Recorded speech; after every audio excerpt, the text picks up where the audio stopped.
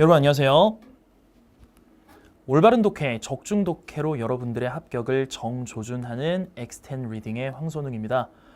이렇게 심화 구문 강좌를 통해서 여러분들께 또 인사를 드리게 되었네요. 네, 정말 반갑습니다. 저희가 지금까지 기초 구문, 그 다음에 기본 구문, 이어서 이렇게 심화 구문 단계까지 왔는데요.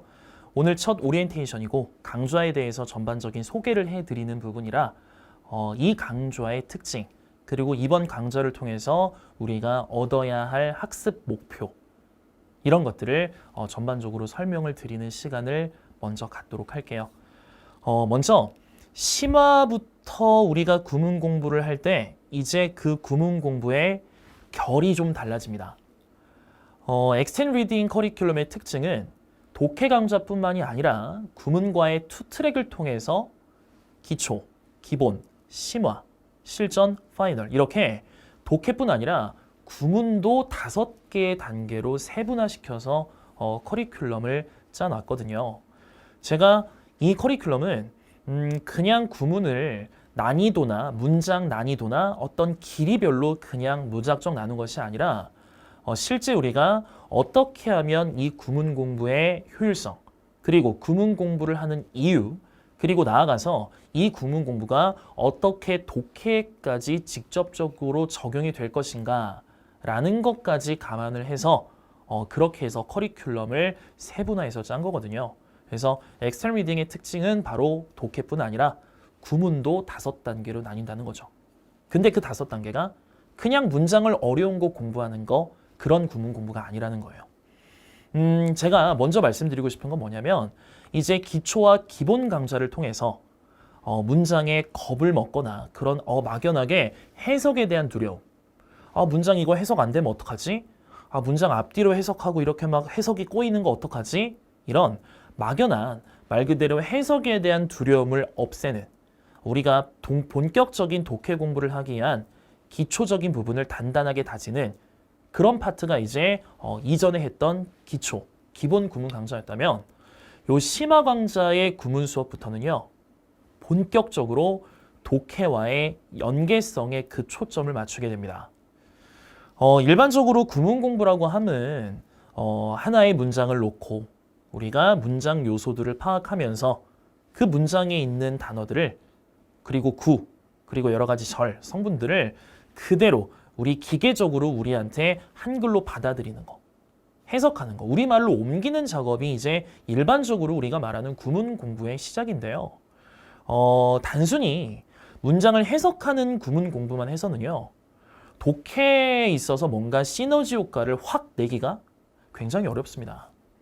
여러분들도 아마 경험해보신 분들도 있으실 거예요. 구문 공부 진짜 열심히 했는데 그 구문 공부를 통해서 독해 지문을 바라보는 시각이 확 넓어지거나 굉장히 입체적인 시각을 갖게 되었다라는 느낌을 받으신 적은 별로 없을 거예요. 보통 독해 수업을 통해서 지문을 바라보는, 독해 수업을 통해서 지문을 바라보는 눈이 길러질 수는 있어도 그냥 문장을 해석하는 구문 공부를 통해서 구문이 단순히 해석뿐 아니라 독해에서 뭔가 핵심을 콕 집어내는데 엄청난 도움이 될 수도 있는 거네 라고 하는 경험은 많이 없으셨을 거라고 저는 생각이 들어요. 그래서요, 엑스텐 리딩 구문 커리큘럼의 특징, 그 엑스텐 커리큘럼만의 특징이 바로 이 심화 구문부터 본격적으로 그 색깔을 드러내게 됩니다. 그래서 심화 구문 강좌부터는 어떻게 독해와의 연계성을 통해서 결국 독해를 잘하기 위한 구문 공부를 하는 거거든요.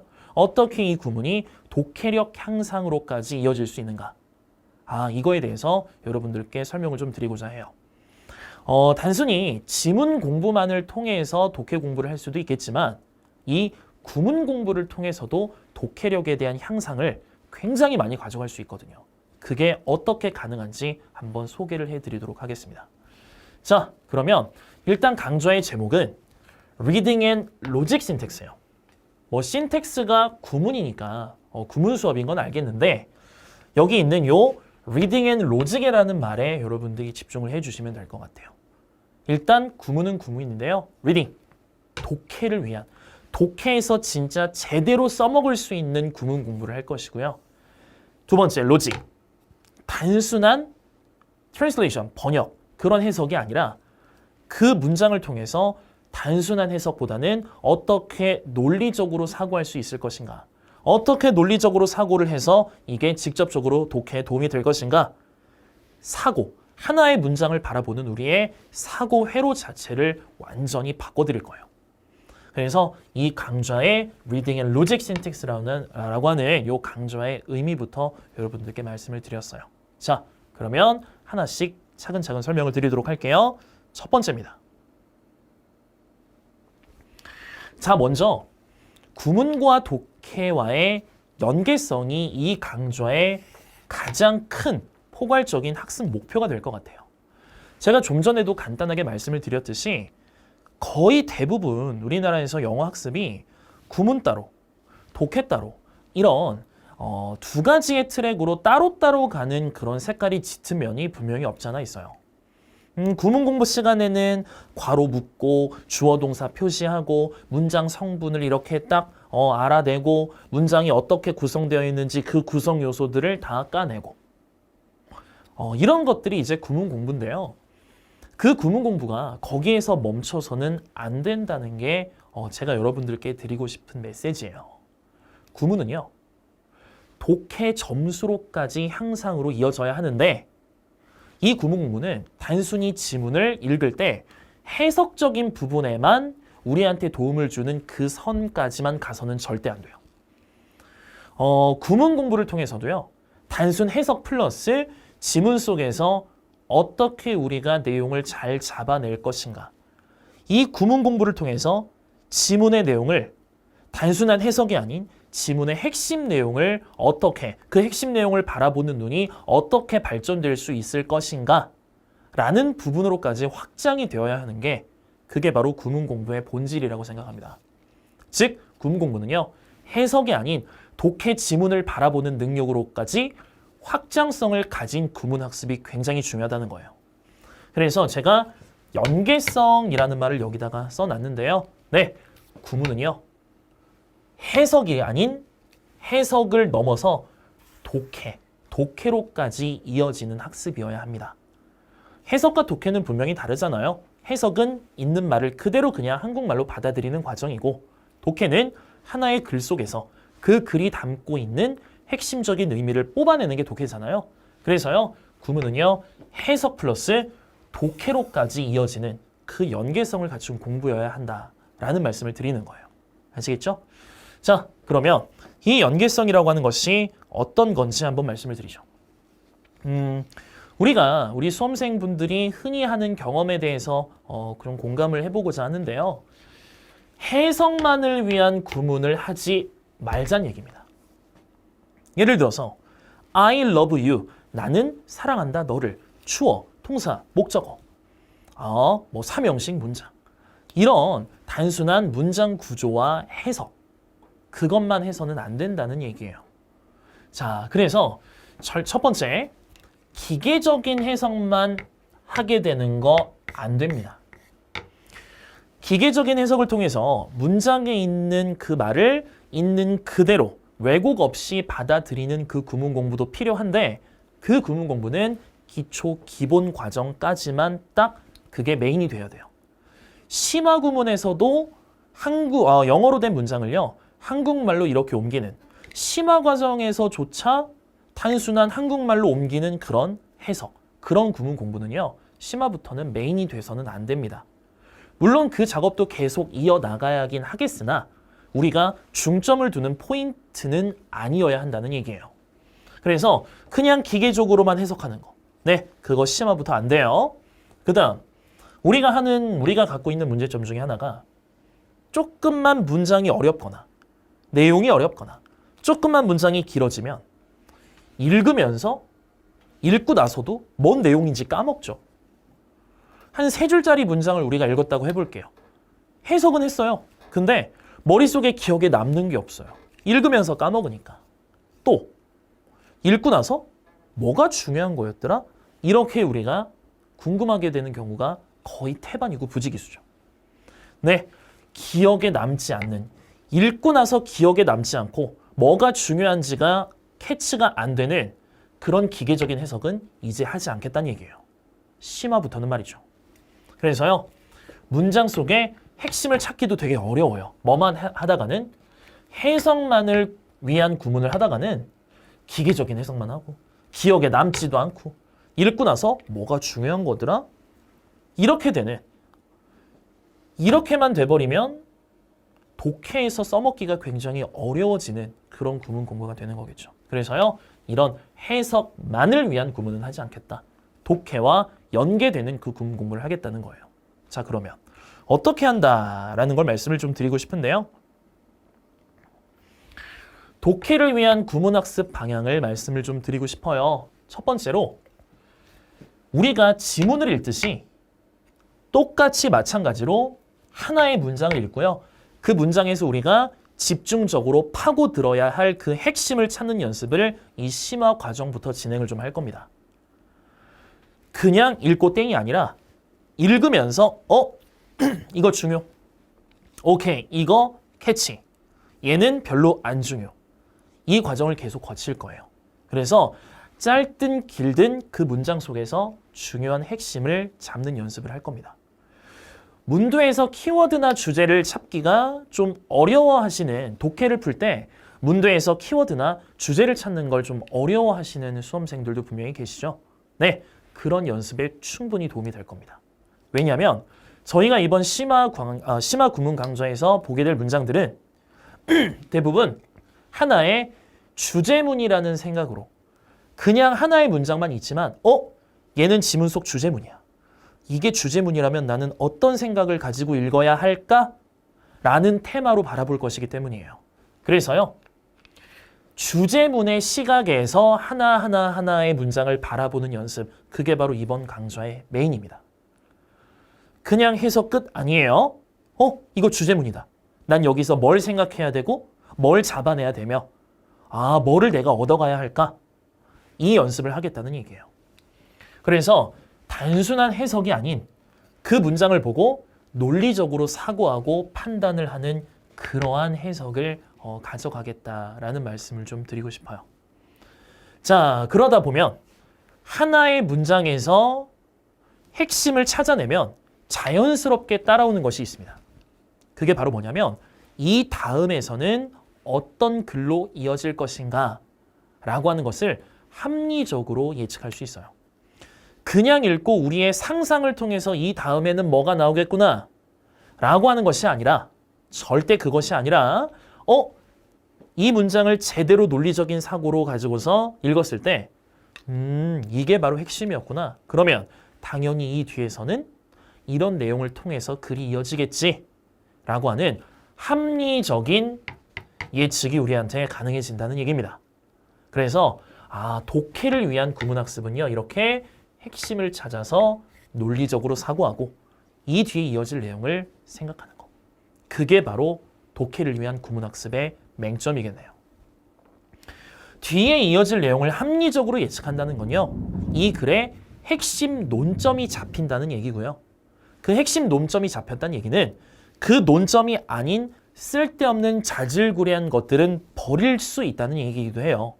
그러다 보면 합리적인 예측을 하게 되면 버려야 할 것과 내가 체크해야 할 것이 분명히 구분이 되게 돼 있습니다. 그러면 자연스럽게 뭐가 올라가냐면 글을 읽는 속도가 올라가요. 속독이라고 하는 것이 하나의 문장을 막 빠르게 타타타타 이렇게 읽는 게 속도가 아니라 그게 바로 속독이 아니라 독해적인 속독이라고 하는 것은 핵심을 잡고 핵심 위주로 읽으면서 핵심이 아닌 나머지 것들을 커트해낼 수 있는 능력. 그게 바로 속독의 기본 중에 기본이라고 볼 수 있겠네요. 자, 그래서 뒤에 이어질 내용 합리적인 예측까지 이게 바로 저희가 할 독해를 위한 구문 학습이라고 말씀을 드리겠습니다.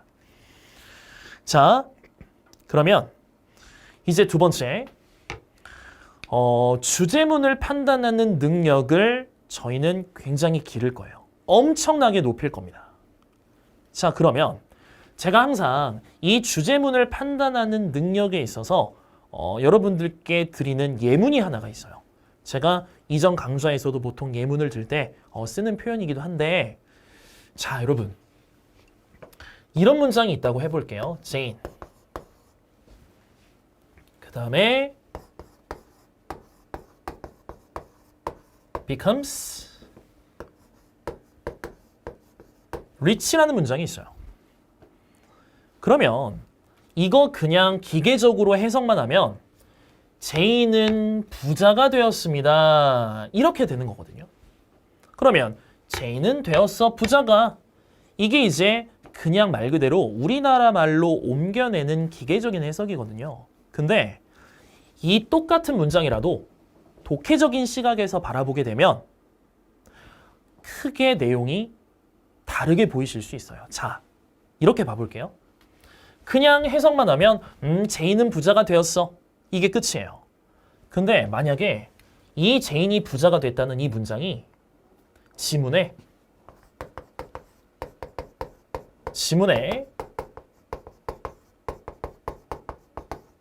첫 문장으로 등장했다라고 한번 생각을 해볼게요. 그러면 이런 생각을 가질 수 있는 거야. 독해를 위한 구문 공부를 한 학생은 이 지문을 보고 이런 해석을 하게 됩니다. 바로 become은 무엇이 되다인데 이 become은 바로 변화를 나타내는 동사죠. 그러면 제인이 부자가 되었다는 얘기는 제인은 그렇게 부자가 아니었는데 부자로 바뀌었다는 얘기예요. 분명히 부자가 아니었는데 부자로 변했다는 얘기입니다. 그러면 부자가 아니었는데 제인이 부자로 바뀌었어? 이렇게 이 문장을 바라보면 어떤 질문을 우리가 할 수 있을 것 같으세요? 한번 PD님도 한번 생각을 해주시겠어요? 제인은 부자가 아니었는데 부자로 바뀌었대. 부자가 됐대. 부자 아니었어 얘. 얘 부자 됐대. 그러면 여기서 우리한테 들어오는 질문, 우리의 머릿속에 딱 떠오르는 한 단어가 있죠. 그게 바로 뭐예요? 왜? 두 번째, 혹은 어떻게? 이거죠.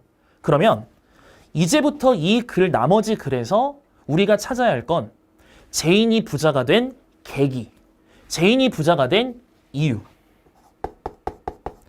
제인이 부자가 된 계기와 이유를 찾으면 곧 이게 이 글의 주제가 되는 거예요. 이 말은 다르게 얘기하면 제인이 부자가 된 계기나 이유가 아니면 걔네들은 주제가 아니란 얘기고 걔네들은 바로 뭐예요? 걸러도 되는 TMI라는 거죠. 그럼 독해를 잘하는 학생은 제인이 부자가 아니었는데 부자가 됐다고? 대체 어떻게? 왜? 그 이유를 빨리 찾아봐야 되겠다. 그러면 지문 속에서 뒤에 나오는 그 글 속에서 이유 찾았다. 오케이. 나머지 이유와 관련이 없는 자질구레한 설명들은 전부 다 TMI로 걸러내야 되는 거겠죠. 이게 바로 속독의 기본입니다. 독해에 있어서. 이렇게 하나의 문장을 가지고서도 어떤 시각으로 바라보냐에 따라서 글의 방향성은 완전히 달라질 수 있다는 얘기예요. 그래서요, 저는 여러분들께 이번 강좌를 통해서 하나의 문장 딱 깔아놓고 이게 주제문이면 이 뒤에 뭐 찾을래요? 이 뒤에 나올 내용들 중에서 무엇을 집중적으로 보고 무엇을 걸러낼래요? 라는 훈련을 계속 시켜드릴 거예요. 이 부분 정말 중요합니다. 그러면 첫 문장을 제대로 바라보는 시각을 갖춘 학생은요, 조금 글을 읽는 속도가 느리다고 하더라도 첫 문장을 읽고 이렇게 판단할 수 있는 능력을 갖춘 학생은요, 결국엔 그렇지 않은 학생보다 지문을 더 빨리 읽고 답을 더 빨리 찾게 돼 있어요. 그렇기 때문에 하나의 문장을 보고 이를 어떻게 바라보는지 그 시각적인 훈련을 제가 계속 시켜드릴 겁니다. 아시겠죠? 이렇게. 자, 그래서 제가 좀 전에 말씀드렸듯이 똑같은 주제문이어도 바라보는 관점에 따라서 글 전체의 방향성이 완전 달라질 수 있다는 얘기예요. 아시겠죠, 여러분? 이겁니다. 자, 이런 지문이 있어요. 이건 제가 김풀 강남, 김풀 신촌에서 현장 강의를 하면서도 다뤘던 기출 지문이기도 한데요. 이런 게 있어요. 이런 지문이 있었는데 제가 한글로 한번 말씀을 드려볼게요. 우리는 누군가에게 우리의 개인정보를 넘길 때, 우리가 누군가에게 우리의 개인정보를 제공할 때 우리는 신중해야 됩니다. 라는 첫 번째 문장이 있었어요. 자, 우리가 우리의 개인정보를 넘길 때 신중하자, 이게 주제문이라고요. 그러면 독해를 하나의 문장을 독해적인 관점에서 생각하는 연습을 안 한 학생은 당연하지. 당연히 내 정보 누군가한테 넘길 때는 그냥 당연히 신중해야지. 이렇게 생각하고 끝이에요. 대부분 그렇지 않나요, 패드님? 대부분 내 정보 넘길 때 신중해라. 당연하지. 조심해야지. 이게 끝이에요. 근데 독해를 제대로 배운 학생은 내 정보를 남한테 넘길 때 신중하라고 여기서 멈추지 않아요. 왜? 독해는 단순히 하나의 문장만 이야기하고 싶은 것이 아니라 여러 개의 문장이 모여서 하나의 짜임새 있는 글을 이룬 거기 때문에 하나의 문장만 판단하는 그런 시각을 가져서는 안 된다는 얘기야. 그러면 그때 지문이 어땠냐면 첫 문장에서 그 얘기를 주고 나서 독해를 잘하는 학생들은 이렇게 질문을 해요. 왜요? 당연하다고 받아들이시는 게 아니라 내 정보를 남한테 넘길 때는 신중하라고? 알겠어. 근데 왜? 이렇게 왜라는 질문을 던지는 거예요. 그 왜라는 질문을 던졌을 때 글을 쓴 필자는요. 그 왜에 대한 답을 우리한테 해줘야 할 의무가 있고요. 반드시 그 질문에 대한 답이 지문 속에 나오게 돼 있어요. 그 왜에 대한 대답이요. 중간에 안 나왔어요. 그 지문에서. 왜에 대한 대답이 전혀 안 나오다가 글 마지막 부분에 우리의 개인정보가 사이버 범죄자들한테 이용될 수 있어서 우리의 재산을 날릴 수 있기 때문이야. 라는 이야기를 글 뒤쪽에서 했어요. 그러면 글 중간에는 우리가 질문한 왜에 대한 대답이 없었거든요. 그러면 그 부분은 뭐예요? 왜에 대한 대답이 아니니까 TMI가 되는 거예요. 우리는 왜라는 질문을 던졌으면 그 왜에 대한 답만 찾아야 된다는 얘기예요. 그러면 중간에 그 왜에 대한 답이 안 나오는 그 TMI는 빠르게 읽으면서 대체 왜? 아, 여기 나오는구나. 사이버 범죄에 이용될 수가 있다는 것이구나. 이게 바로 이 글에서 말한 이유인 거죠. 여러분, 개인정보를 함부로 넘기지 말아야 되는 이유가 세상에 하나만 있는 건 아니죠. 되게 많지 않아요? 그 중에서 그 글에서는 사이버 범죄와의 연계성을 통해서 사이버 범죄 문제를 얘기하면서 개인정보를 함부로 넘기지 말라고 했던 거거든요. 이렇게 하나의 문장을 읽고 어떻게 판단하고 그 다음을 어떻게 읽을 것인지 계획을 세우는 게 독해에 직접적으로 도움이 되는 구문 공부의 맹점입니다. 그래서 이렇게 제가 말씀을 좀 드릴 거예요.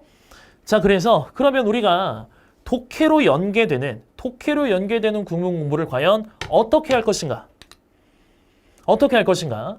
일단 제가 이번 강좌에서 제공해드리는 모든 문장은 실제 독해에서 주제문으로 쓰인 거야 라고 생각하고 접근해 주셔야 돼요. 그리고 제가 대부분은 실제로 지문에서 중요한 문장으로 쓰였던 것들 위주로 지문 속에서 발췌한 문장들이기 때문에 그렇게 생각하고 믿으셔도 괜찮습니다. 그래서 일단 첫 번째, 우리가 이번 강좌에서 다루게 되는 모든 문장을 주제문의 시각에서 접근하세요. 얘는 주제문이야. 이 안에서 나는 무조건 핵심을 잡을 거고 이 다음에 어떻게 읽을 것인가를 난 반드시 생각을 해낼 거야. 핵심 체크 및 난 앞으로 이렇게 읽을 거야 라고 하는 것을 예측하는 그런 공부를 우리는 해야 되겠습니다. 그래서 모든 문장 주제문의 시각에서 접근하고요. 문장 속에서 핵심 찾고 이어질 내용을 계속 저런 예측할 거예요. 이렇게 앞으로 이어질 내용에 대한 예측이 함께 병행이 되면 나중에 여러분들 뭐에도 도움이 그대로 이어지냐면 문장의 순서별 있죠. 이 문장 다음에 뭐가 나와야 되지? 라는 것을 우리가 판단해야 되는 순서별에서도 굉장히 큰 도움을 받으시게 될 거예요. 그래서 우리 한 문장을 읽고 질문도 던질 거예요. 무조건 그 문장을 읽고 그게 뭐야? 혹은 그건 왜 그런 거야? 혹은 그거 어떻게 그러는 거야? 라고 계속해서 질문 던질 겁니다. 문장의 핵심을 찾고 그 핵심에 대한 질문을 던지면 그 질문에 대한 답이 바로 주제라는 거예요. 무슨 말씀이냐면 제가 지스트 심화과정 독해 강좌에서도 그대로 말씀을 드릴 건데 우리가 어떤 문두에서 하나의 주제문을 잡았으면 문두의 주제문을 이렇게 잡았어요. 근데 문두에서 잡은 이 주제문은요. 100% 완성된 주제문일 가능성이 별로 없어요. 제가 좀 전에도 말씀을 드렸듯이 우리 함부로 우리의 정보 넘기지 마. 이게 주제인데 이 주제긴 맞는데 주제인 건 맞는데 이게 이 글의 완성된 주제는 아니에요. 완성된 주제는 뭐가 완성된 주제예요? 왜라는 질문을 던지고 왜라는 것에 대한 답변까지 찾았을 때 그게 바로 완성이 되는 게 주제입니다. 여러분, 하나의 지문이 이렇게 있어요. 문두에. 자, 하나의 지문 속에서 주제문이 이렇게 나왔어요. 얘 잡았다고 100% 주제문이 잡힌 거 여러분 절대 아니에요. 이 주제문을 가지고서 우리가 뭐야? 왜 그런 거야? 어떻게 그런 거야? 라고 질문을 던지고 그 질문에 대한 답변, 이 질문에 대한 답변까지 잡아야 이게 하나의 완성된 100% 주제문이라는 거예요. 그래서 무조건 문두만 읽고 주제문을 완벽하게 판단한다? 네, 그거 절대 아니야. 막 극단적으로 짧은 지문이 아닌 이상. 아시겠죠, 여러분? 그래서요, 하나의 문장을 읽고 주제문을 찾고 주제문의 70%에서 80%를 잡았고 나머지 그 20%를 채우기 위해서는 핵심을 찾고 질문하는 행동을 꼭 해주셔야 나머지 그 20, 30%의 퍼즐의 조각이 잡히는 거예요. 그 나머지 20, 30%가 바로 문제에 나옵니다. 그게 바로 정답과 직결이 되기 때문에 우리는 꼭 이 과정을 해야 될 것 같아요. 처음에 주제문만, 앞부분의 주제문만 딱 읽고 제목 주제 문제 다 풀릴 거면 우리 제목 주제 문제 틀리면 안 되잖아요, 여러분. 근데 어때요? 제목 주제 문제 계속 틀리잖아요. 그 이유가요. 완성되지 않은 주제문만 가지고서 주제 제목 문제를 풀려고 하니 그 부족한 부분이 채워지지 못해서 주제 제목 문제를 틀리는 거거든요. 그래서요, 우리는요, 모든 문장을 주제문의 시각에서 접근할 것이고요. 핵심 체크하고 이어질 내용을 질문을 통해서 예측해서 어떻게 주제문을 완성시킬 것인가 라는 연습을 이 강좌를 통해서 여러분들께 그 비법과 방법을 전달을 해드릴 것입니다. 아시겠죠, 여러분? 네, 그래서 이번 구문 강좌는 이렇게 진행이 될 거다라고 말씀을 일단 드렸네요. 자, 요 정도 강좌 소개를 해드리고요. 저는 잠시 끊었다가 예문 그리고 예제 지문을 통해서 이런 식으로 하는 거야 라고 제가 샘플을 보여드릴 거거든요. 네, 강좌 소개에 이어서 문제까지 하면 너무 첫 강 OT가 1강이 너무 길어지니까 저 잠시 끊었다가 요거를 어떻게 지문과 구문에서 적용할 것인가를 보여드리도록 할게요. 아시겠죠? 네, 저 잠시 끊었다가 인사드리겠습니다. 자, 여러분 이제 그러면 제가 좀 전에 이번 강좌를 소개한 것을 한번 적용해보는 연습을 해볼게요. 어떻게 우리가 적용해서 잘 갈 수 있을까? 말씀을 좀 드려보겠습니다.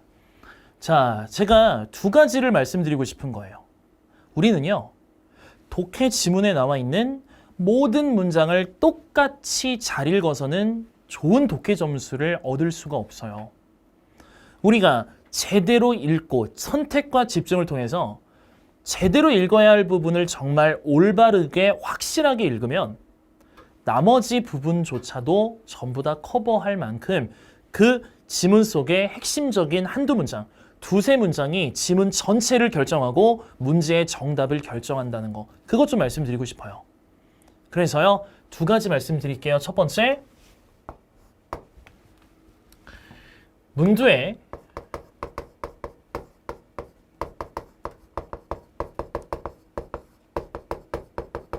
핵심 문장을 올바르게 판단하는 거.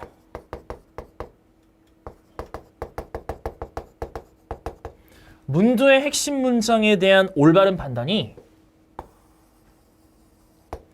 지문 전체,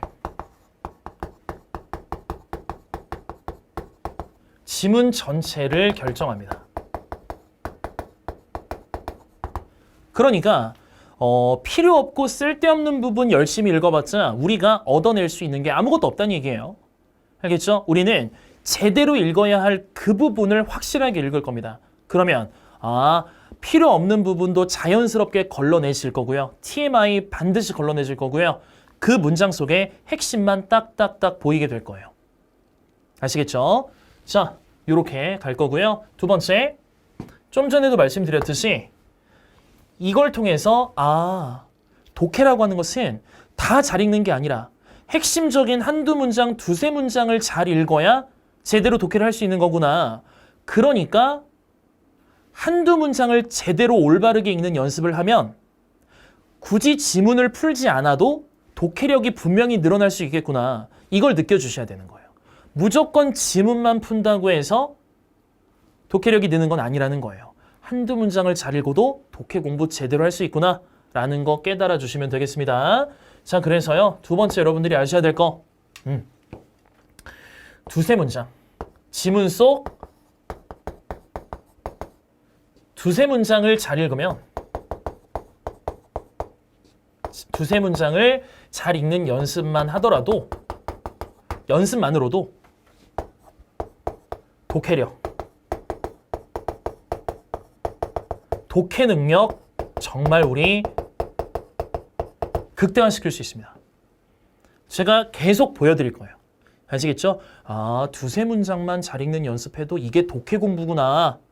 꼭 지문을 읽고 풀어야 그게 독해 공부가 아니구나. 라는 거 여러분들이 꼭 느껴주시고요. 제가 보여드릴 거예요. 자, 그 다음에 세 번째. 좀 전에 말씀드린 대로 문두리를 읽고요. 핵심 주제문을 읽고 핵심 중심 문장을 읽고 나서 우리는 여기에 뭘 던질 거냐면요. What? 그거 뭔데? Why? 그거 왜 그런 건데? 그 다음 How?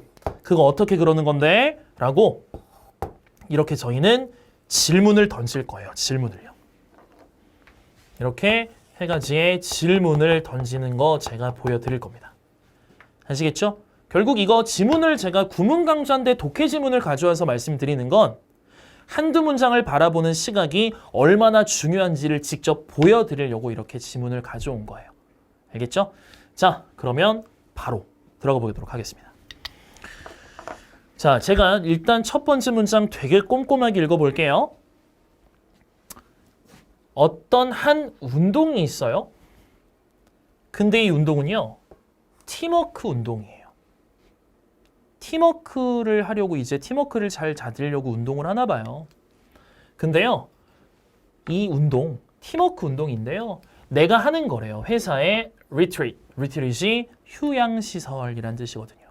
자, 그러면 팀워크로 하는 한 운동이 있는데 그 운동이 바로 뭐냐면 어떤 무리, 집단을 이너 서클 어떻게 하는 거래요? 둥그렇게 원으로 세워놓는 거래요. 자, 다시 갈게요. 팀워크 운동이고요.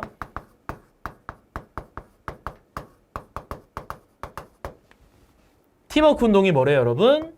집단을 원으로 세우기. 원으로 세우기래요. 첫 문장을 읽고 그냥 받아들이면 안 돼. 그렇구나. 그렇게 하면 안 돼. 여기서 질문을 던져야 돼요. 어떤 질문이요? What? Why? How요. 여기서 우리가 던질 수 있는 질문이 있죠. 팀워크 운동인데 원으로 세워놓는다고?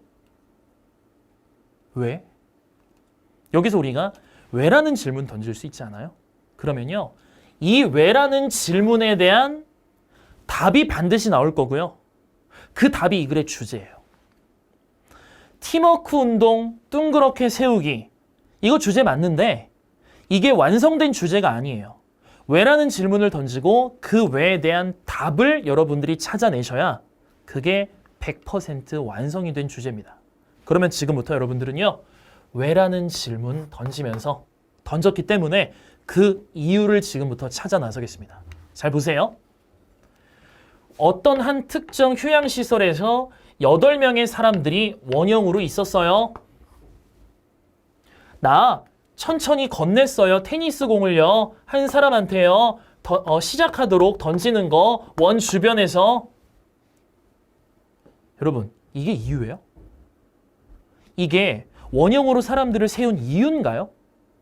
그냥 8명의 사람들한테 공 건네고 나서 이렇게 던지기 시작하라고 한 거잖아요. 그죠? 얘는 절대 이유가 아니에요. 이런 거 뭐라고 부른다고요? TMI.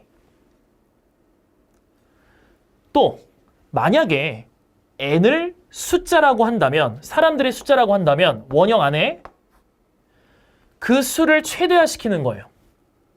공의 숫자를 너가 움직이게 하는, 너가 가질 수 있는 그 움직임 속에서 너가 가질 수 있는 공의 숫자를 최대화시킨다면, 그러면 그 최대 숫자는 n-1이래요. 여러분, 이게 이유인가요?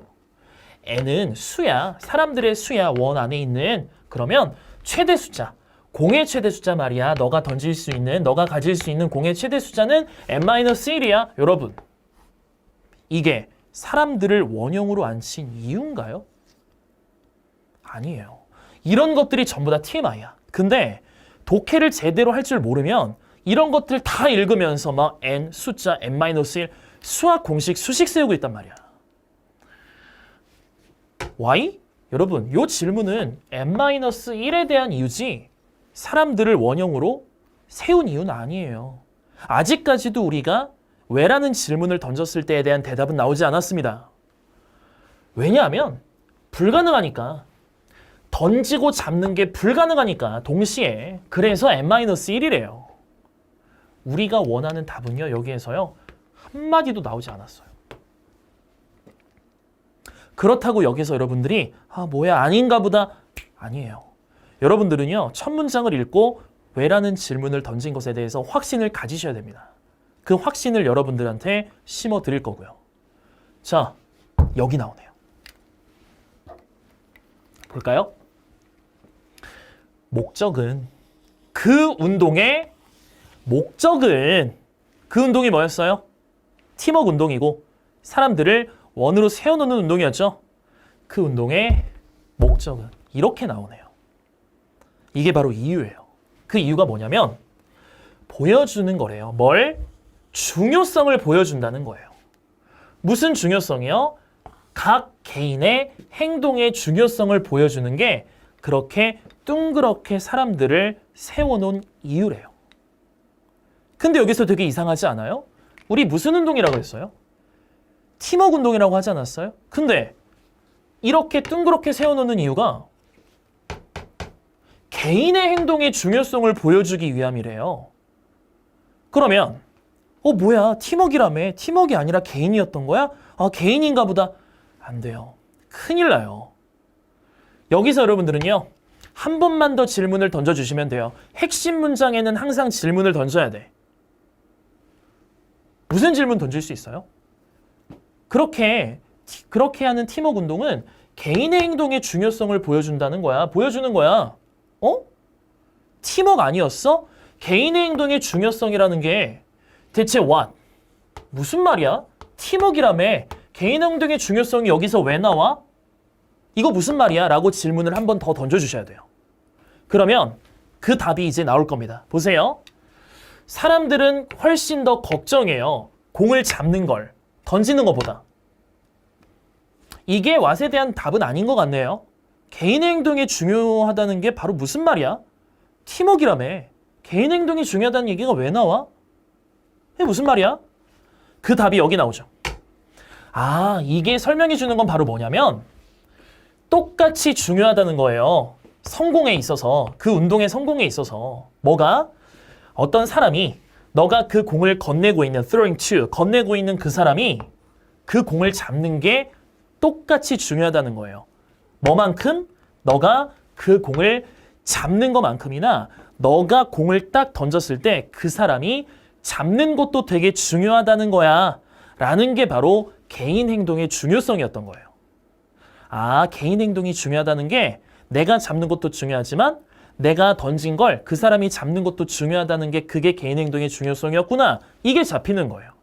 그러니까 여러분, 내가 받는 것도 중요하지만 내가 던지는 걸 그 사람이 잡게 하는 개인 행동도 중요하다는 얘기죠. 내가 잘 잡고 그 사람도 잘 잡는 거. 그게 바로 무슨 워크? 팀워크인 거죠. 여러분, 그러면 결국 이 집단을 원으로 세워놓고 팀워크 운동을 한 이유는 뭐였어요?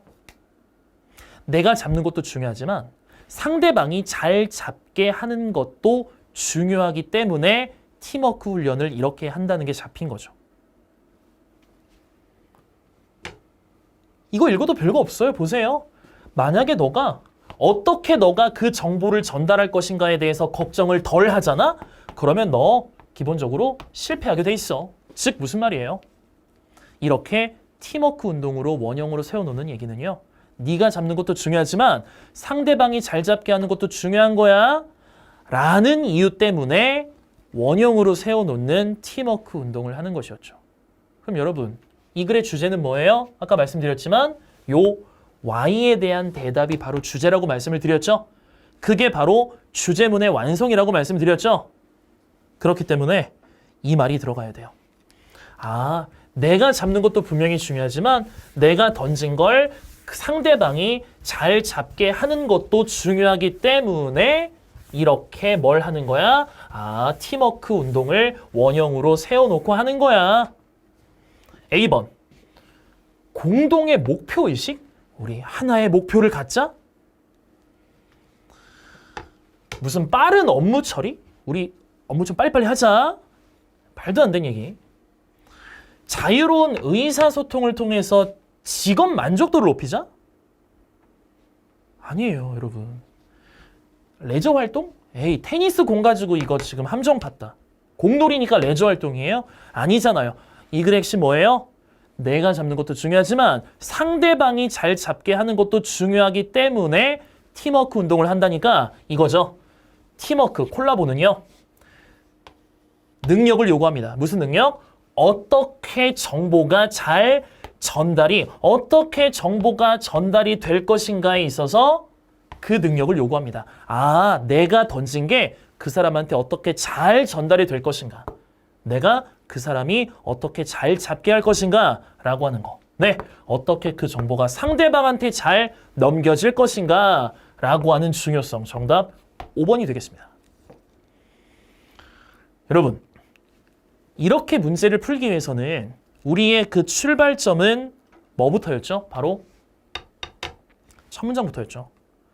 첫 문장에서 우리가 왜라는 질문을 던지지 않았다면 우리 이거 다 읽고 있을 거야. n-1이 어쩌고 저쩌고 저쩌고. y라는 질문을 던졌으면 그 왜에 대한 대답만 찾으셔야 돼요. 그 왜에 대한 대답을 찾으면 그게 바로 주제로 이어지는 겁니다. 이렇게 글이라고 하는 것은 명확한 짜임새와 구조를 가지고 있는 거예요. 그렇기 때문에 지금 이거를 여기를 다 잘 읽는다고 답이 나오는 게 아니잖아요. 결국엔 여기 좀 설렁설렁 읽어도 첫 문장만 제대로 읽었어도 Y라는 질문만 던졌어도 우리는 이 지문이 훨씬 더 한결 쉬워지거나 그런 얘기죠. 어때요, 여러분? 한 문장의 중요성 아시겠나요? 이 한 문장을 어떻게 바라보느냐에 따라서 글을 읽는 방향이나 시각이 이렇게 달라질 수 있는 거예요. 그래서 우리는 구문 공부를 통해서 독해력을 충분히 향상시킬 수 있다라는 말씀을 좀 드리는 겁니다. 아시겠죠? 자, 그러면 제가 요것만 가져온 게 아니라 한 지문 더 가져왔어요. 요걸로도 같이 한번 우리 해보자고요.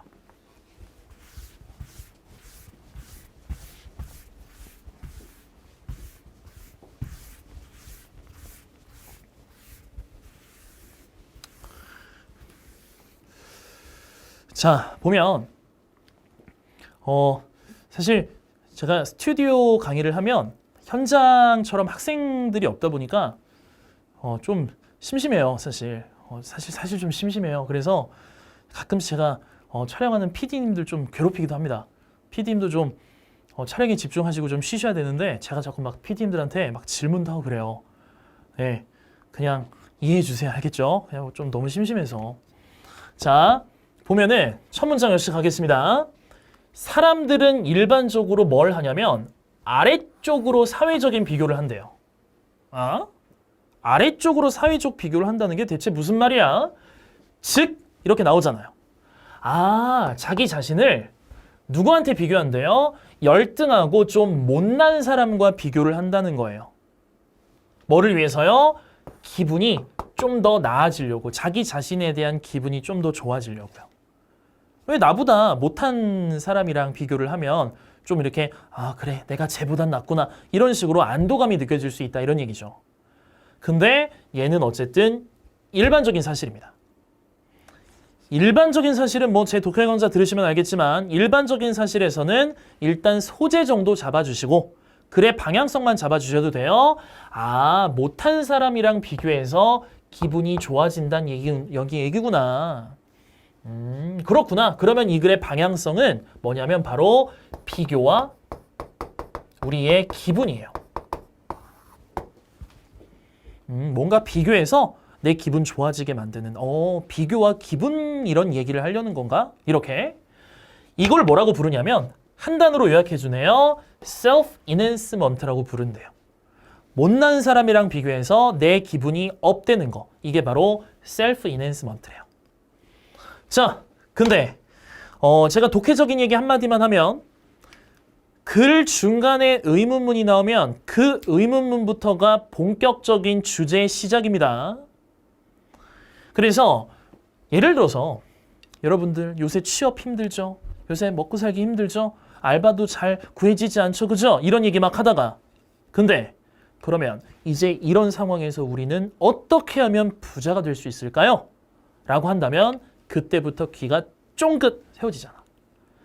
글 중간에 의문문이 나온다는 얘기는 거기부터 진짜 본격적인 글이 시작이 된다는 얘기야.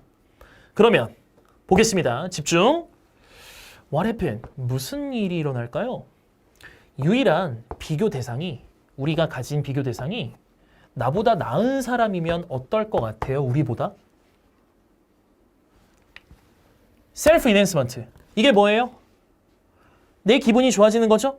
이때도 내 기분이 좋아지는 게 여전히 그대로 제공이 될까요? 그런 상황에서도 그런 상황이 뭐예요? 나보다 잘난 사람이랑 비교해서도 여전히 그 셀프 인핸스먼트가 일어날 수 있을까요? 라고 질문을 했어요. 자, 일반적으로 우리한테서 나올 수 있는 대답은 뭐예요?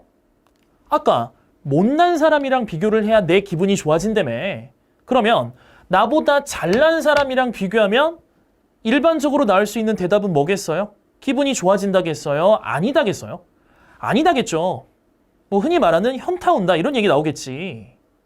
근데요, 대답이 yes래요. 나보다 잘난 사람이랑 비교를 해도요, 내 기분이 좋아질 수 있다는 거예요. 대답이 yes래요. 무슨 질문 던질 수 있을까요? 여기서 왜? 어떻게? 라는 질문을 여기서 여러분들이 던지셔야 돼요. 그러면 그 왜에 대한 답을 찾으면 그게 바로 이 글의 주제가 되는 거예요. 대체 어떻게 왜 나보다 잘난 사람이랑 비교해도 내 기분이 좋아져? 대체 그 이유가 뭐야? 라고 여기서 질문을 던지는 거예요. 여러분, 다 필요 없어요. 여기 지금 이 문장 읽고 질문을 던지냐 못 던지냐가 이 글을 문제를 맞추냐 못 맞추냐를 결정하는 거예요. 그러면 이제부터 우리는 뭐만 찾는다? 높은 사람이랑 비교를 해도 우리 기분이 좋아지는 뭐만? 그 이유만 찾을 겁니다. 이유가 아닌 것 전부 다 TMI 걸러내세요. 자, 바로 가보죠. 우리는 그 이유만 명확하게 분명하게 찾을 겁니다. 보죠. 캡처가 됐었던 것처럼 자기평가 유지 모델에 의해서 캡처가 됐던 것처럼 여러분 자기평가 모델이 뭔지 아세요? 저도 몰라요. PD님 이거 모르겠죠? 자기평가 모델이 뭔지 저도 몰라요. 이거 우리는 이유만 찾으면 돼. 이 이론에 따르면 우리는 shift 이동한대요. 두 개의 과정 사이에서 이동한대요. 그게 바로 반영과 비교래요. 반영과 비교 사이에서 우리가 왔다 갔다 한다고? 이게 뭔 말인지 저도 모르겠거든요. 우리가 잡은 논점은 뭐예요? 대체 왜 우리의 기분이 좋아지냐고. 이런 거 전부 다 TMI입니다. 어떤 방식이냐면 일단 우리가 우리 자신에 대해서 뭔가 호의적인 견해를 갖게 되긴 한대요. 일단 우리의 기분이 좋아진다는 건 맞네. 그쵸? 근데 그 외에 대한 대답은 아직 명확하게 주지 않았거든요. 그러면 어떤 분야냐면 특히 관련이 없는 거야. 우리의 자기의 정의와 관련이 없는 분야들에서 우리는 리플렉션에 참여한다? 와, 점점 이제 막 늪으로 빠져드는 느낌이 있는 거야. 뭐야 이거? 뭐야 리플렉션은 뭐고 이건 뭐야? 겁먹지 마세요. 우리가 잡은 그 주제문은요. 그리고 그 주제문에서 우리가 던졌던 질문은요. 왜에 대한 대답이에요. 자, 그러면 들어갑니다. 자, 우리는요. 우리 스스로를 이렇게 좋게 치켜 세워요. flatter. 이게 우리 스스로를 좋게 바라본다는 얘기잖아요. 뭐에 의해서? 어소시에이션에 의해서 다른 사람의 성취, 성과와의 어소시에이션에 의해서 다른 사람이 이뤄낸 것과의 관련성을 통해서 우리의 기분이 좋아질 수 있구나. 바로 이 어소시에이션이 바로 뭐예요? Y에 대한 대답이죠. 그러면 바로 답은요. 이거예요. 바로 이 어소시에이션이라는 것 때문에 바로 우리는 나보다 잘난 사람과 비교해도 우리의 기분이 뭐 할 수 있다? 좋아질 수 있다는 거예요. 자, 진짜 가볼까요? 진짜 맞는지 굳이 확인해 볼까요? Suppose, 한번 생각해봐. 너는 별로 관심이 없어. 너 자신의 운동 능력에는. 근데 너의 친구가 score winning goal, 결승골을 넣은 거야. 중요한 축구 시합에서. 그러면 나보다 훨씬 잘한 애지, 축구 시합에서. 그러면 너는 활짝 웃게 돼. 프라이드, 자부심으로. 그리고 경험하게 돼. 증가를, 너의 자부심의 증가를. 그래서 여기 나오네. 기뻐. 나보다 잘난 애가 잘하니까 기뻐. 그 승리 축하 속에서, 승리의 셀러브레이션 속에서 굉장히 기뻐. 근데 여기 나오죠. 마치 by association 별표. 바로 뭐에 의해서? 연관성에 의해서요. 연관성에 의해서. 마치 그것이 너의 승리인 것과 같은 연관성에 의해서 내 기분이 좋아질 수 있다는 얘기죠. 자, 그러면 이 글의 완성된 주제는 뭡니까? 일단 문도에서 던진 주제는요. 나보다 잘난 사람이랑 비교해도 우리의 기분이 뭐 할 수 있어? 좋아질 수 있어. 근데 이거는 완성된 주제가 아니라 아직 미완성된 주제. 그 이유가 뭐예요? 나와 그 사람의 무슨 성? 연관성에 의해서. 당연히 정답에 뭐가 들어가야 되겠어요? 연관성이라는 말이 무조건 들어가야 되겠죠. 자, 객관적으로 너 자신을 평가해라?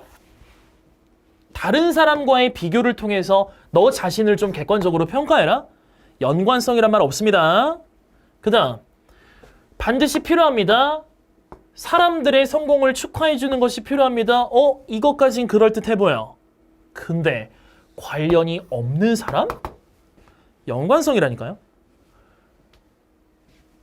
낮은 성과를 가진 사람들과의 비교는 우리의 어떤 기분, 자기 발전에 도움이 안 된다?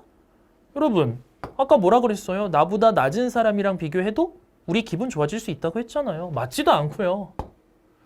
사람들은 자기 스스로를 높은 성취를 이뤄낸 사람들과 비교하지 않는 경향이 있다? 이 글의 주제가 뭐예요? 나보다 잘난 사람이랑 비교해도 기분 좋을 수 있는 거잖아요. 자, 이거네요. 무슨 성이요? 연관성이요. 당신은 긍정적인 자신의 이미지, 즉 기분이 좋아질 수 있습니다. 여기 나오네요. 커넥팅, 이게 바로 뭐예요? 연관성이죠. 연관성을 통해서요. 다른 사람이 이뤄낸 그 성취와의 연관성을 통해서 기분이 좋아질 수 있습니다. 연관성 들어간 거 정답 5번밖에 안 되는 거예요. 여러분, 이렇게 독해를 해야 하고요. 이렇게 독해를 하는 게 제 독해 심화 강좌 GIST Flow Reading의 학습 목표입니다. 그 GIST Flow Reading 그 심화 강좌에서 하게 될 걸 미리 좀 보여드린 거예요. 이렇게 이 심화 구문 강좌에서는 하나의 문장을 가지고서 어떻게 논리적으로 독해적으로 생각을 할 건지를 연습할 거고요. 그 연습에 대한 적용을 독해 강좌에서 이어갈 거다라는 이야기를 말씀을 좀 드립니다. 아시겠죠? 네, 요거예요. 그러면 이제 본격적으로 예제 문장을 가지고서 어떤 식으로 우리가 할 건지 한번 수업 시뮬레이션을 한번 해볼게요. 이런 식으로 구문이 진행이 되겠구나. 이렇게요. 자, 몇 가지만 같이 한번 들여다보도록 하겠습니다.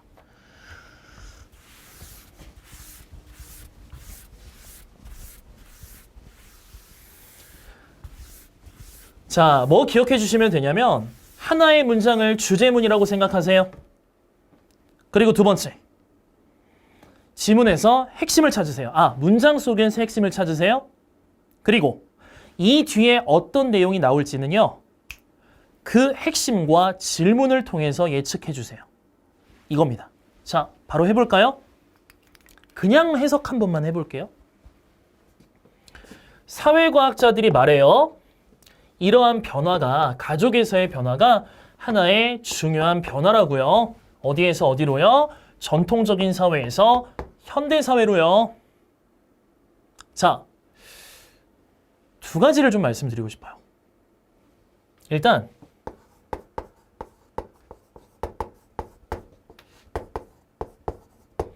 from A to B입니다.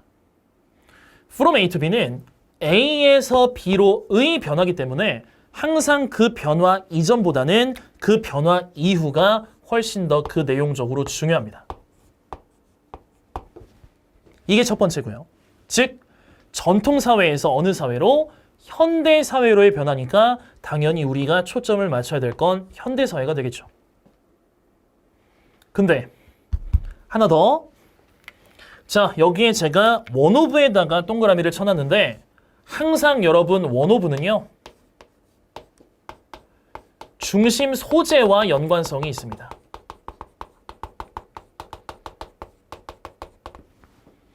항상 원오브는 문도에서 중심 소재인 키워드를 전달하는 역할을 해요. 그러면 보세요. 지금부터는 생각할 겁니다.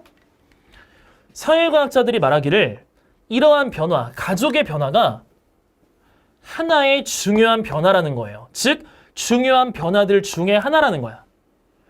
어느 사회에서 어느 사회로, 전통사회에서 무슨 사회로, 현대사회로. 자, 그러면 죄송해요, 피디님. 제가 질문을 계속 오늘만 OT라서. 전통사회에서 현대사회로 바뀔 때 가족만 바뀔까요? 전통사회에서 현대사회로 바뀔 때 가족의 모습만 바뀔까요? 바뀌는 거 진짜 많을까요? 전통에서 현대로 오면 바뀌는 거 진짜 많겠죠. 그 중에서 뭐의 변화를 이 글에서 집중적으로 다루겠다는 거냐면 가족의 변화를 집중적으로 다루겠다는 거예요. 이 글의 핵심은 바로 뭐의 변화입니다? 가족의 변화입니다. 가족의 변화. 뭐 기술의 변화, 먹는 습관의 변화, 친구 관계의 변화, 직장 생활의 변화 다 아니에요. 오직 가족의 변화만 설명을 해야 합니다. 그러면 일단 핵심을 이렇게 가족의 변화라고 잡았던 거예요. 그럼 여기서 우리 어떤 질문을 던질 수 있을까요?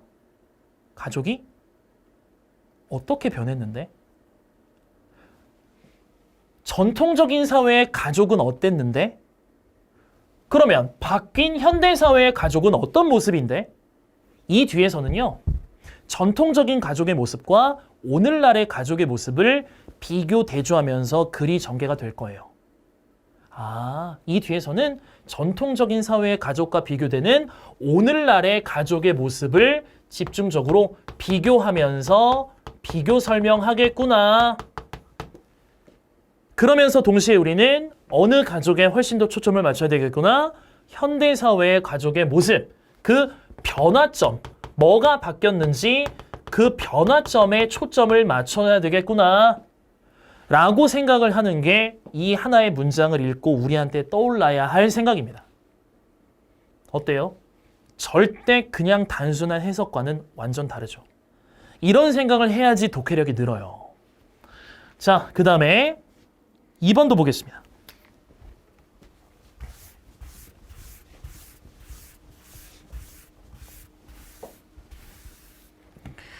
그대로 한번 해석해 볼게요.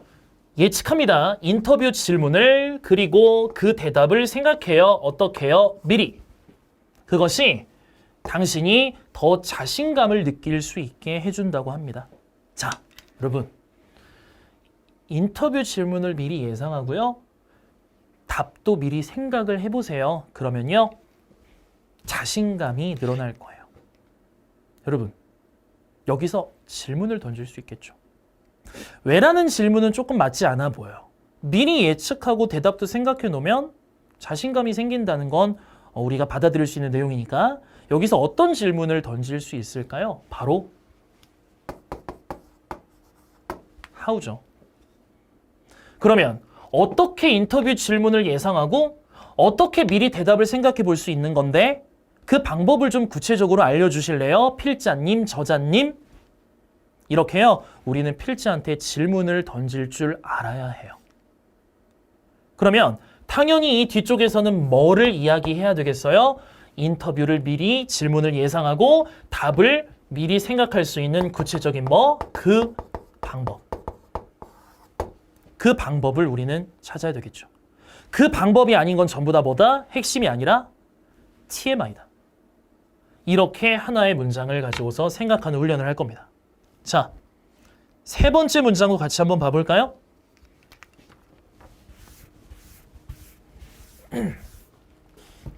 자, separation이라는 말은요. 말 그대로 분리라는 뜻이에요. 그러면 우리가 항상 이런 분리와 같은 단어를 독해 지문에서 바라봤을 때는 무조건 그 분리된 서로 상반되는 대상을 잡는 게 무조건 체크 포인트입니다. 예를 들어서 우리나라도 남북이 분리됐어, 한반도가 분리됐어, 남북으로 이런 식으로 항상 분리라는 말은 서로 다른 상반되는 존재로 이렇게 나뉘었다는 얘기거든요. 그러면 일단 그 상반되는 존재부터 우리가 잡아보겠습니다. 상반된 존재부터. 자, 뭐가 분리되냐면 전통적인 의학과 일단 세모 칠게요. 이 전통적인 의학은 뭘 기반으로 하는 거냐면 약물과 수술을 기반으로 하는 거래요.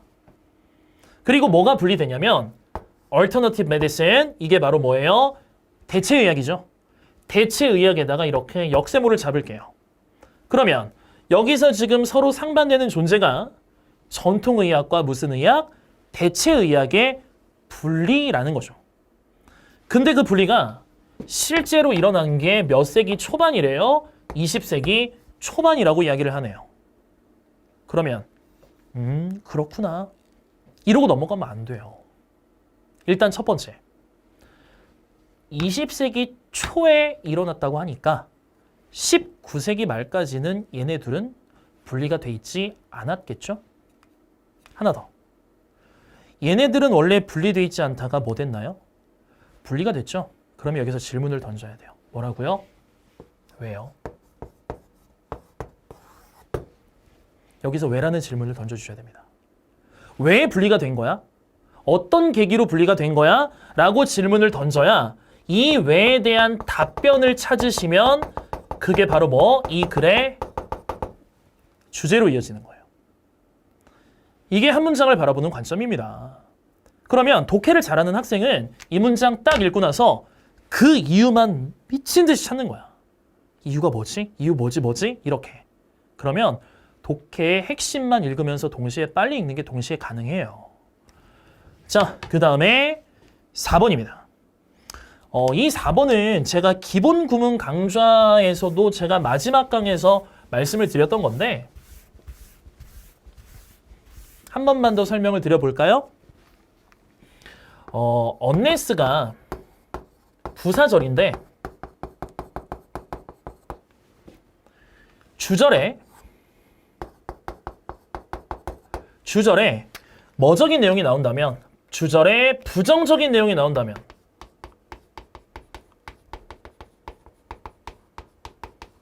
주절에 부정적인 내용이 나온다면 unless는요 갑자기 확 중요해집니다.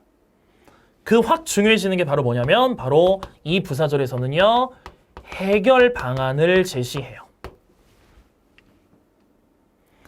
다시 한번 unless가 부사절일 때 주절에서 부정적인 내용이 나온다면 unless 부사절은요 해결책을 제시하는 아주 중요한 문장으로 그 가치가 올라갑니다.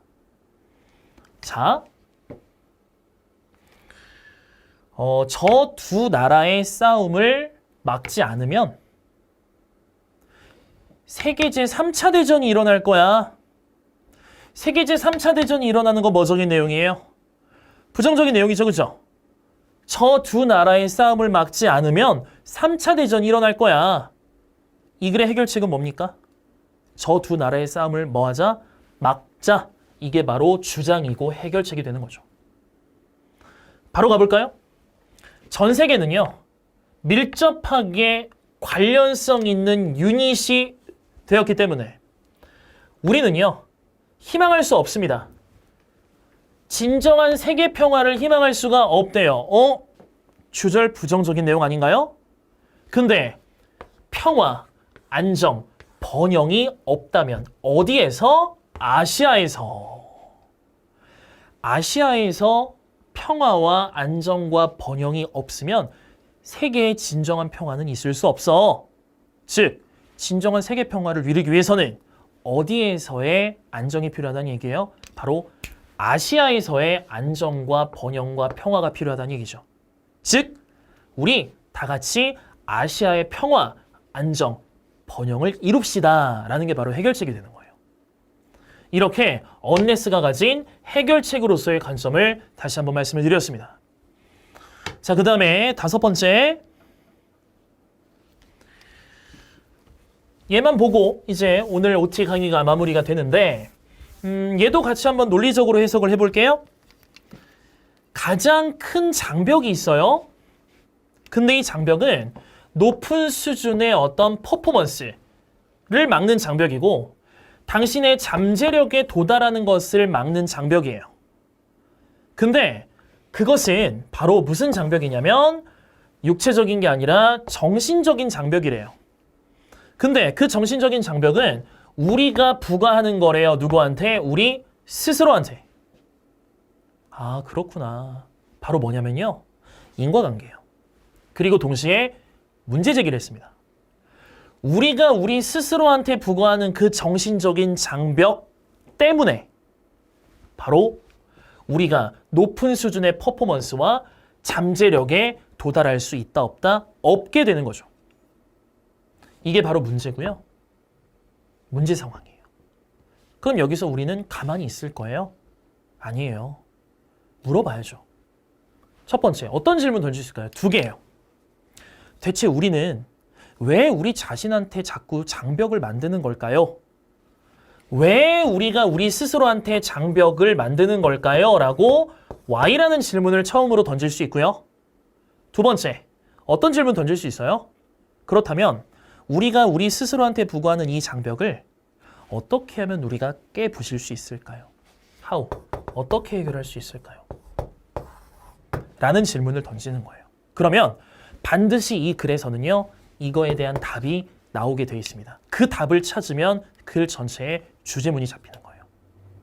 아시겠죠, 여러분? 이게 바로 구문 공부의 핵심입니다. 단순한 끊어읽기와 묶어읽기만 구문 공부가 아니라 그것도 중요하나 심화 과정부터는 하나의 문장을 이런 생각으로 바라볼 수 있는 관점이 되게 중요하다는 얘기였습니다. 자, 이렇게 제가 여러분들께 이번 심화 강좌에 대한 전반적인 소개를 다 드렸어요. 그러니까 여러분들 기초 기본 강좌 들으신 분들은 복습 계속 하시면서 심화 강좌 따라오셔야 되고요. 아직 우리 직독직해 완벽하게 완전 다 끝났어! 라고 말할 수는 없잖아요. 그러니까 기본 강좌, 기초 강좌 들으신 분들은 계속해서 반복을 좀 해주시고요. 또 심화 강좌 보시면서 한 문장을 보고 자꾸 주제처럼 읽고 주제처럼 생각하는 연습을 자꾸 습관화시키시면 되게 좋습니다. 그냥 뭐 여러분들 다른 책 공부할 때도요, 뭐 다른 영어책 공부할 때도 어떤 문장이 있으면 이게 주제문이면 무슨 생각을 해야 될까? 이런 식으로 상상하면서 공부하시는 것도 되게 도움 많이 되실 거예요. 아시겠죠? 자, 이렇게 제 심화 강좌, 구문 강좌에 대한 오리엔테이션을 이렇게 마무리를 하고요. 저는 다음 주제 본격적인 진도 1강부터 여러분들께 찾아뵐 건데 반드시 여러분 미리 읽어오셔야 됩니다. 하나의 문장을 읽고 스스로 생각을 많이 해오셔야 돼요. 고민을 되게 많이 하셔야 됩니다. 일단 해석하시고요. 아, 이게 주제문이면 뭐가 중요할까? 중요하다고 생각되는 부분에다가 다 밑줄을 쳐오세요. 체크도 해오시고요. 아시겠죠? 그래서 여러분들이 생각한 중요한 포인트와 제가 여러분들께 말씀드리는 그 중요한 포인트를 비교하시면서 아, 난 여길 잘했구나. 아, 내가 이거 부족했구나. 라는 것을 자꾸 피드백을 받으시면서 실력을 늘려가시면 될 것 같습니다. 아시겠죠, 여러분? 자, 오늘도 진짜 개강 이렇게 수업 들으시느라 정말 고생 많으셨고요. 본격적인 정규 진도로 저는 다시 인사를 드리도록 하겠습니다. 자, 궁금한 거 Q&A 게시판에 남겨주시고요. 저는 이만 물러가도록 하겠습니다. 여러분, 수고하셨습니다.